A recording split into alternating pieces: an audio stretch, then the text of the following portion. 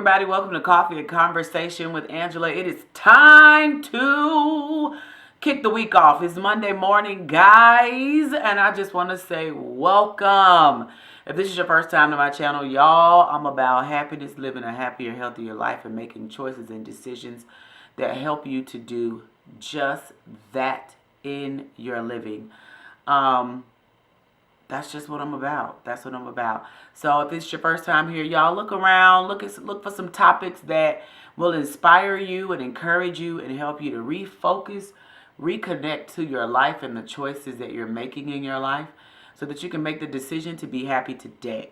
Happiness is not something that you get or that you arrive to after you get a husband, a house, a job, or if you get a wife or you lose the weight, or you all buy a new car, all the things that we think will bring us happiness. Happiness is what you do today and finding ways to be content and happy with who you are. And I talk about the things that I do to live that and experience that in my own day-to-day life. If you're returning to my channel, hey family, I hope that you have had a fantastic week on this past week. I know some people had birthdays. Shout out Quinn, happy birthday. So many people had great things happening last week. So I hope that you all enjoyed your week and did some good stuff. All right, so jumping right into today's discussion, y'all, I got a story for you. You know, I like to talk you through life stories. So this story takes place, picture it takes place at an elementary school. My son signed up he decided that he wanted to be on the debate team. And I must say that it suits his personality just fine. Because I'm discovering in his 10-year-old frame that while he's a tall 10-year-old, he's about 40 years old in body and mind. And he likes to give me a little mouth around these parts. So this particular mental sport is excellent for that mouth. So my son comes home last Monday and he says, Mom, I'm competing in my first debate and I'm lead chair. I'm leading out in all the discussions for the 2 debates I'm participating in on Friday, and I want you there and I need to prepare. And I'm like, well, dog, we get 4 days to prepare for the debate? Okay, so we start cramming all of this information in around Georgia and recycling, and we're working all week, and I'm giving all of my public speaking tips. And we get to the debate on Friday, and y'all, these three young African American ladies stand before my son and his team. And they exercise that thing that we call black girl magic. And they proceed to drag my son, his team, and me emotionally all around the room. So I go from being excited and wondrous at this momentous occasion to being devastated at the way these 3 young African American women had their day with my son. So in the horror of the moment, we get through the first debate. We're all there to support him. Brother, my sister, my husband, we're all there to support him. We get to the next debate, and once again, they get drugged. This just being drugged. It was a dragging moment. It just wasn't beautiful. So we get to, now during the second debate, as they're being drugged, a couple of things start to happen. I started to tank.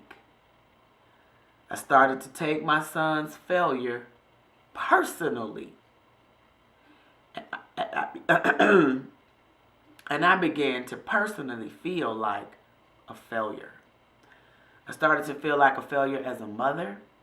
I started to feel like a failure in every possible way. And I mean, really starting to lose just spiral completely out of emotional control. So as we're talking about it today, and I'm already in the conversation, we're going to talk about things to do when you fail. And you can Google, like, because there are tons of conversations out there around failing forward and what you learn from failing. So my points are not going to be anything that you would find on the internet. These points are Angela's points for dealing with failure in your life. First, be self-aware. When you're in the middle of failure, you're going to feel something. It's painful. But as much as you can, try to get out from underneath that uncomfortable feeling and pay attention to how you feel. Be self-aware. I spiral. So while I'm sitting there, instead of me just having a, oh my God, my son is not doing well in this debate and it's really his thing. Now I was able to stay focused on this is really about him and not distract with all the things that I was feeling. But I was sitting in the middle of the debate thinking, I'm a horrible mother. I should just kill us all. Like, I went all the way crazy. No, I really didn't think I should kill us all. But I did go into I feel completely overwhelmed as a mother. How do I parent this way? I have chosen in my parenting style to parent very differently than the way that I was raised. And I don't know if it's going to work or not.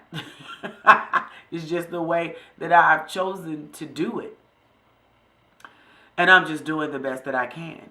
But in that moment, it felt to me like, okay, I didn't do so hot today because I didn't prepare my son. And that's very real. And as I sat there having all manner of negative feelings, the first thing I want you to do is be aware of what it is that you do when you experience failure. Do you spiral? You may not spiral. What do? Do you become depressed? Because then if you understand, if you are aware of the things that you do, you can stop yourself. You can come to yourself. You can say, self, don't do this.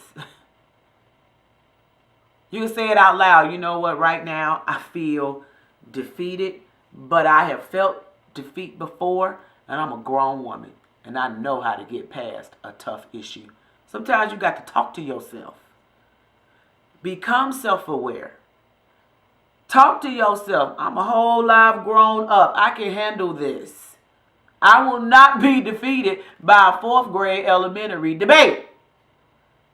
Now, later I learned that the 3 black girl magics were in 6th grade. So rightfully so, they should have drugged their little first time 4th grade team. And then I learned the second team was 5th graders and experienced. So they should have drugged them too. But at the time, I didn't know it. So I had a meeting after the debate. And so I leave the school and I'm heading over to my meeting. And as I get in the car, and I get about a block from the school and I'm trying to pull it together. My phone rings. It's my friend Skip. He gets on the phone and he's like, hey, buddy, how you doing? All is well? I'm like, yeah, everything's good. Catch you at a bad time? I said, no, I'm just leaving my elementary school debate for my son. He said, oh, how did it go? I said, oh, he failed royally. They drug him in there today. And my friend said, y'all, without missing a beat, I lie not. This joker said, without missing a beat, oh my God, Angela, that's great. I said, huh? It is? He said, oh, it's great that he lost. Because now that he's lost, Angela, he'll work harder. He'll work harder to win. He'll study harder. You won't have to push him to try to study. He'll want to study. Oh my God, Angela, you learn so much more from failing than you do from winning. Had he won, he'd have been arrogant. But that thing gonna stay with him and he gonna study. And I said, you know, I didn't think about it from that way. Because I had to fight him all week to study. I didn't stop to think about that. I said, okay, that's good. I'll take it. That's good. Now, the point I'm making with this is, get your community together. Get your community together. Who are you surrounding yourself with? And what do they say to you? He didn't even give me the chance to whine. He didn't even wait to hear the spiral. He went right into refocus. Focus. This is what's happening. And this is why it's positive. My community did 2 things for me. Because then I got to the meeting, and the people I'm meeting with are retired educators to talk about the United Negro College Fund. I'm doing a project. And when I walked in, they said, "How was the debate?" And when I told him he lost, they said, "Oh God, he's a winner though. Does he understand that just showing up in that room, he's a winner? Just doing that, he's a winner. And that what he will learn from being in that room, he's already won, even if he loses every match."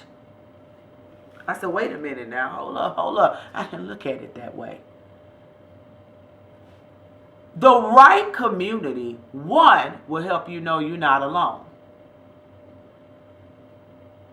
As they related to me as parents, as friends, as teachers, I felt such a deep sense of community and connection.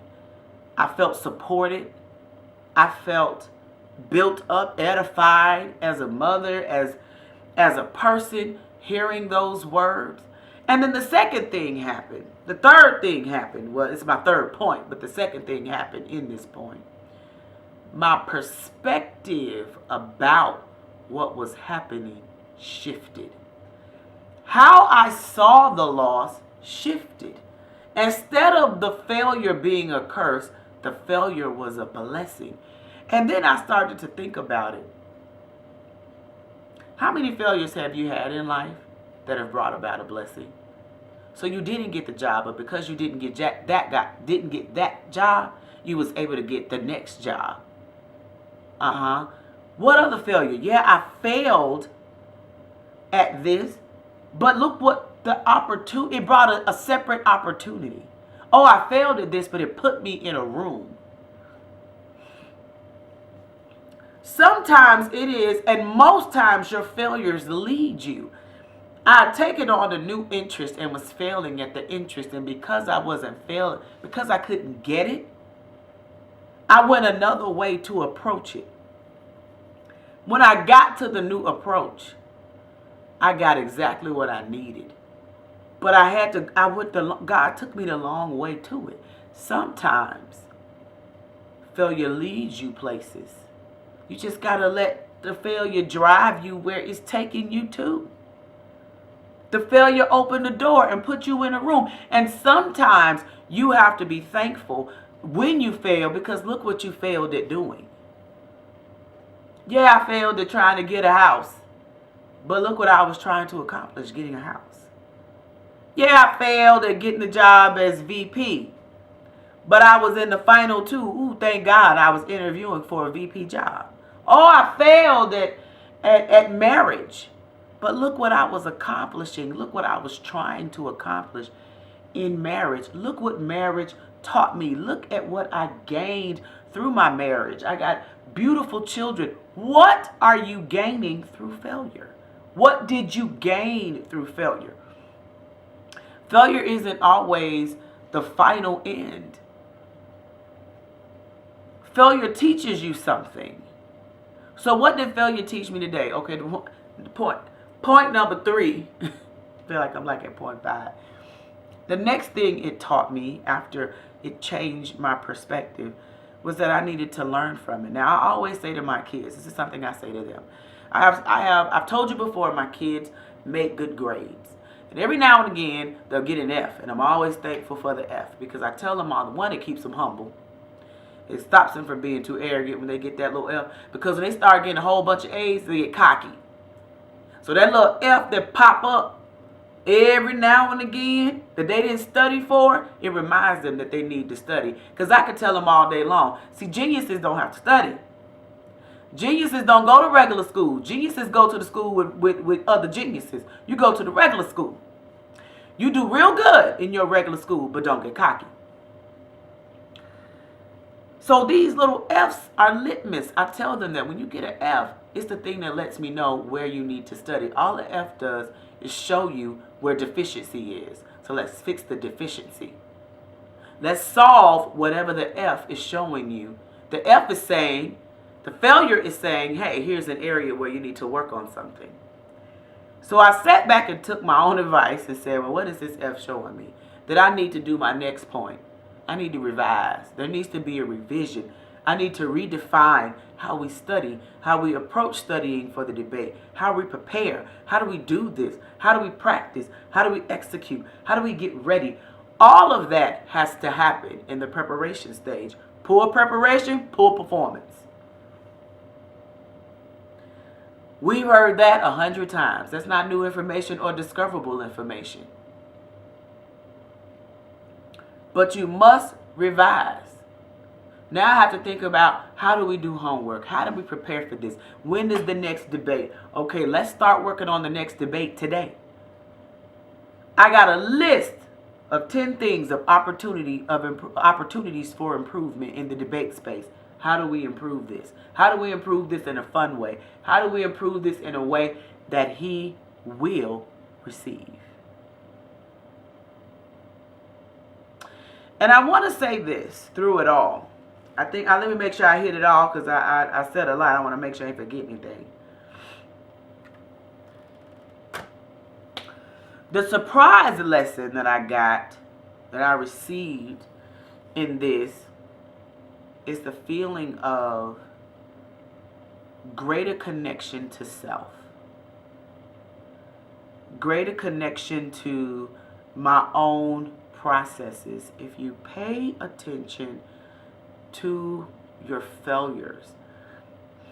When I win, I celebrate. It's celebratory.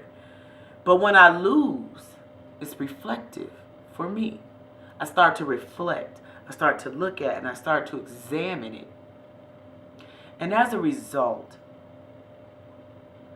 I felt more greatly connected to my life, to my experience, to how I maneuver through life. I felt more greatly connected to my friends, to my peers, to the women that surround me, to my relationships. I became more empathetic. Because while I emphasize my kids can be arrogant sometimes because of their grades, I can also be arrogant as a mom sometimes because of their grades. We don't struggle in certain areas. Child, the way they mop their floor with us, honey, I said, I'll go to every debate they win after this. And if the child loses, I'll be the mom in there talking about, it's going to be all right. Y'all did a fantastic job. Don't give up. It's your first debate. And listen, learn from it. Honey, I'm going to be coach extraordinaire. The mama coach extraordinaire over all the teams that lose. I want everybody going to leave with a positive experience. It created empathy. That experience helped me to have greater empathy for this process. Pay attention. Pay attention to you. Connect to you. What do you need? And be the answer for yourself. All right, guys, that's all I have for you this week on Coffee and Conversation. Reach out to me. Any questions, any thoughts, anything that you want to say. Y'all know I'm here for you. I want you to have a blessed week. Take the day.